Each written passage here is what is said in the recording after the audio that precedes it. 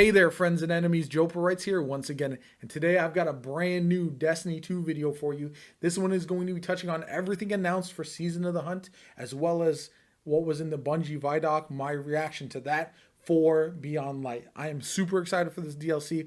If you enjoy the video, hit that like button. If you want to see more content from me, hit that subscribe button, turn on the notification bell. I'm going to be pumping out all kinds of content once Beyond Light drops, so I can't wait for you guys to see it all. And you want to make sure that you're tuned in when everything drops. Now, jumping into it, we're going to see Season of the Hunt is starting alongside Beyond Light. They just announced the name of the season, which is awesome. Beyond Light kicks off November 10th with most of the seasonal content and all of the sweet gear sticking around for all of year 4, unlike last year where it only stuck around for a season. I like that. Hopefully it'll get rid of some of the FOMO, as they say in the article.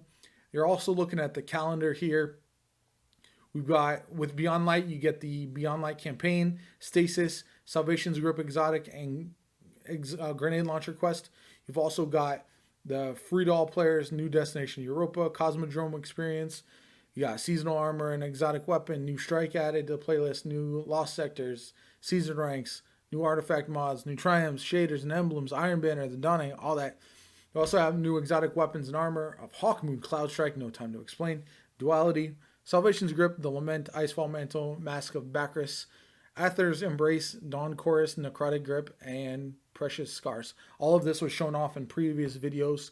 We've also got the roadmap, which has on the 10th, we've got Seasonal Artifact and Reward Track. We've got Empire Hunt, and the Glassway Strike opens. On 11:10 to 1:12, we got Uncover Europa's Secrets. That's going to be the seasonal kind of journey. 11:13, we've got Trials with Adept Weapons. 11:17, Season Mission begins, and Wrathborn Hunts begin. So that's probably a higher tier of hunts. Then we've got Raid opens on 11:21. We've got 12:08, the first Iron Banner. 12:15 to 1:05 is the Dawning, and more. So that's the roadmap. I'm going to jump into my reaction to the Vidoc. I hope you enjoy it. It was live where I watched it without any spoilers, and I was incredibly excited about it. So enjoy the rest of the video. The next trilogy of stories that we're trying to tell with Destiny. Players are going to go on a journey to discover the true nature of light and dark. It's the beginning of players learning more about the darkness, and in fact going so far as to wield it. It's about leaving comfort and safety behind, walking a different road than one that you may have believed you were destined for. What makes something bad? That looks sick. What makes darkness dark? Who's right? Who wasn't? How are those learnings going to change the characters that you Aldrin back, baby! 6 years?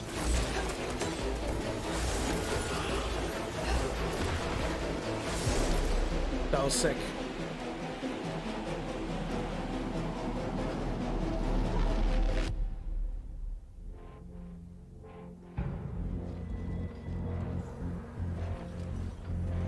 Beyond Light's really the beginning of a new adventure. Bro, I want Guardians that for the ship. longest time have been bathed in the light, sort of this altruistic force fighting back evil. And now we're starting to move into that gray area between the light and dark. If the darkness reaches out, we must reach back. I will not sanction this. In Season of Arrivals, the Vanguard is divided. You have some characters telling you, we should fight these ships, and we have other characters who are saying, no, we should find out what they want. We should get to know them and understand more. But it definitely comes to a head. This next year in Destiny is really just about how all the different characters and factions are reacting to these disappeared destinations and what that means as the pyramids have arrived in our system, not for the first time, but for the second time. We're going to see the return of a character who's been absent for a pretty long time in The Stranger, and boy, does she have a lot to say, and she has a lot of time to explain. When I know more, you'll know more. She has shown up to encourage us to take on the darkness, and the only way to truly stop it is to work with it. And here comes our guardian, right on time. Why did the darkness invite us here? Guardian talking, Europa always is good. literally like a time capsule. That's sick. Europa is huge. Killer destination, freezing cold. Desolate. Some of the most beautiful spaces I've ever seen in a video game. There was a lot built on Europa during the Golden Age, and a lot of that was built underground. Clovis Bray had some research facilities there, really pushing the limits of technology and innovation there, maybe stepping into some things that we shouldn't have. Yeah. Under the ice, all kinds of secrets. I'm so excited for what players are going to find.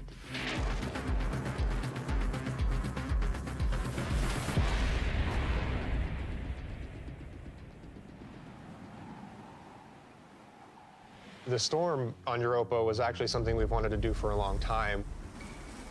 We wanted it to feel harsh. The weather system is so awesome. Like, you're walking through an open space and all of a sudden things start happening. Coming across like Fallen or Vex for the first time, you can barely make out the glow in their eyes. The sound of the wind, the ice will change based on what the weather is looking like. You'll actually feel every piece of the environment changing around you to match the storm.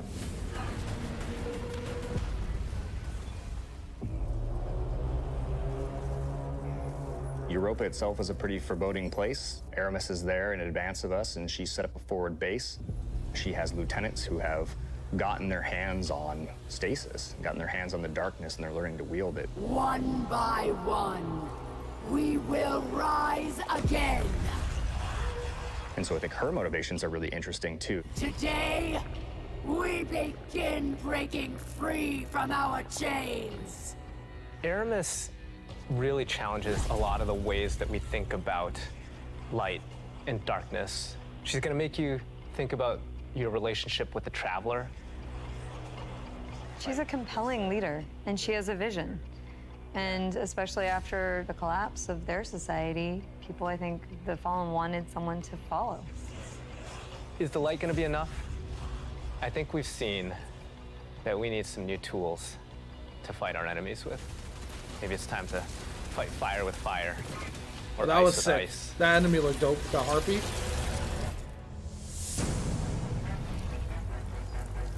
Stasis is, not just a set of new supers, but it's a new damage type. We've got Solar, Void, Arc, and now we've got Stasis. The idea for Stasis all really came back from the gameplay idea of freezing someone. That was kind of the theme that everyone kind of rallied behind. Oh, that was sick. Dina's an amazing concept artist, had some images that really kind of put us on the right path. What really was landing with that was the more crystalline notion. So when we say cosmic ice, that's kind of where the cosmic comes in. Once he freezes solid, I'm able to hit him again and just shatter him into pieces. The pieces This is what I break can't apart wait and for. explode into sharp shards that can damage you. So all of that kind of came together when we landed Full on that. ice behemoth. Oh my god, I cannot wait. Stasis is going to not only change the way that you can attack or approach combat, there's also some really great ways that you can upgrade it. Then you start getting into like the more interesting parts, things that we're calling aspects and fragments, which are additional ways to modify your subclass. Aspects are a little bit more potent, and then the fragments are the things that are class agnostic, but depending on what your class is and depending on what your aspects are and how you want to play, you're probably going to be starting to select different ones in there. This is just the beginning for Stasis. We're going to continue to expand on it. We're just excited for players to get their hands on this. That's awesome. I like the RPG aspect of that. That sounds exactly what When I'm we're looking creating for. a new palette like Stasis, we do what we call a source jam. Everyone on the team blocks out about a week where we can say, okay, you're going to go out into the world, microphone, recorder, record anything that reminds you of cosmic ice.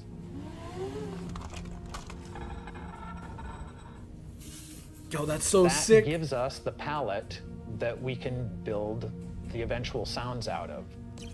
That's I found really personally dope. that the best way to do it was at night. But doing screams, screeches, and blood-curdling yells is a little scary at night. Then I had a really rumbly stomach, and that also was recorded. There was also a breast pump.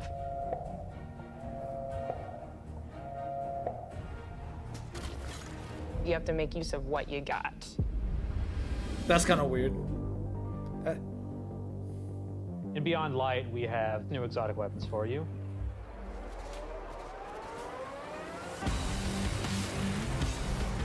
No Time to Explain is coming back. Instead of just being the gun that refills your magazine when you land precision hits, you actually get a little time portal, and it starts spitting out rounds alongside you. You can actually have that on top of the Arc Soul, so you can be your own little mini firing squad if you build for it. Oh, that's dope. Another one we have is the Lament. It uses up your sword's energy to Chainsaw give yourself sword. a new combo that ends up in a big spinning slash. Probably the largest selling point for a lot of people is that it slices right through barrier champions. I think the largest draw for most people is actually going to be the fact that it is a chainsaw sword. Maybe. Yeah.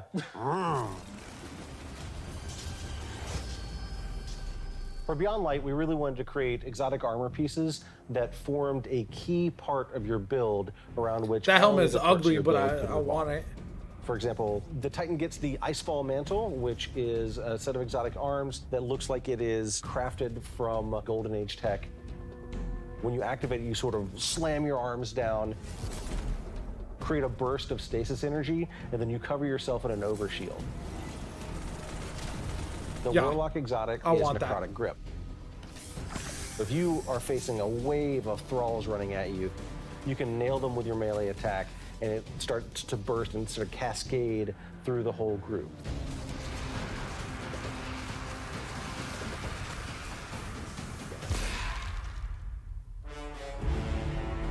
There's a lot there for newcomers coming in too. If you've got a friend who hasn't tried it out, it's a really great time to jump in on New Light, that entry experience for free players. Last year, when New Light launched, we brought back a small portion of the Cosmodrome. This year, we're bringing back a much larger portion of the destination. Can't wait to Takes go back some there. of the experiences that started with original Destiny 1, but puts them and stitches them together in a different way and adds new things and tells a different story. What you're gonna meet in this new opening experience is a character with not one, but two names from Fast and the Furious, Shah Han. I didn't think we had other Guardians on patrol here. What I love about the Cosmodrome is it feels like Destiny distilled.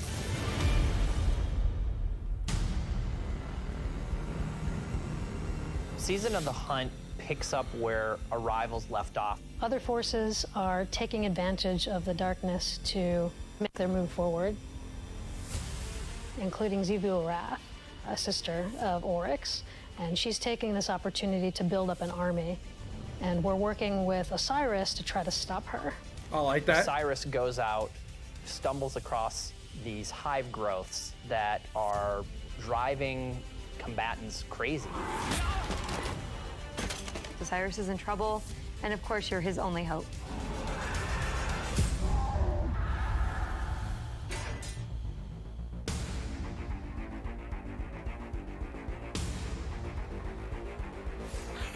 We warned you it was going to be dangerous down here.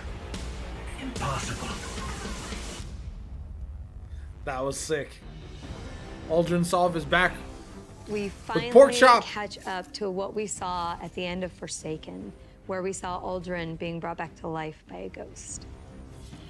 Aldrin, who now refers to himself as Crow, he doesn't know what he did.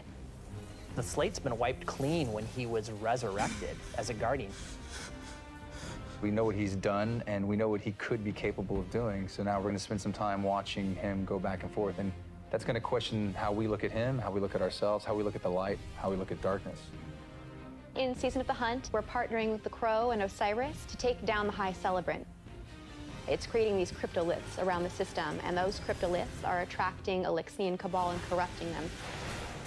So Xivu Arath is essentially corrupting herself an army, and it's our job to put a stop to it. I'm really excited to see Xivu Arath fleshed out more and to find out more about her relationship with Savathun and what that means for year 4 of Destiny. I like Savathun two has stories been happening at one placing time. dominoes, and at the end of year 4, she's gonna knock down the dominoes. We're gonna see what she's been really up to, and so this year she's putting the last pieces in place.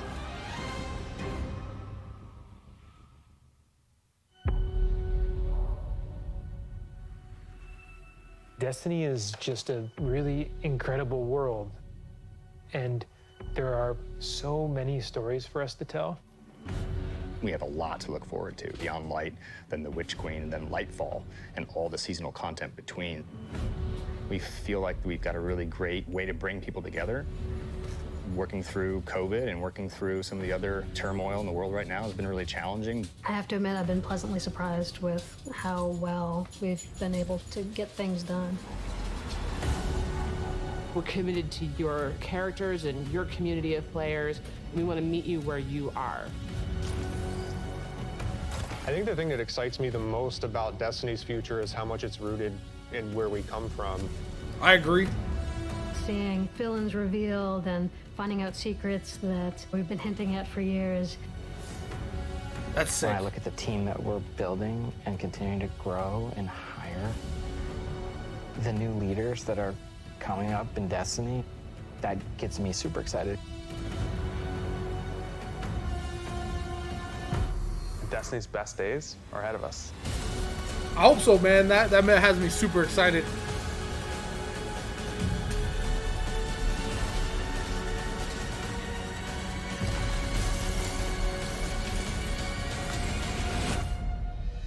I can't wait. Let's go. It gives me the chills. I'm so excited. I hope you're as excited as I am, because that's freaking sick. Holy hell. Oh man. All right, ready to go.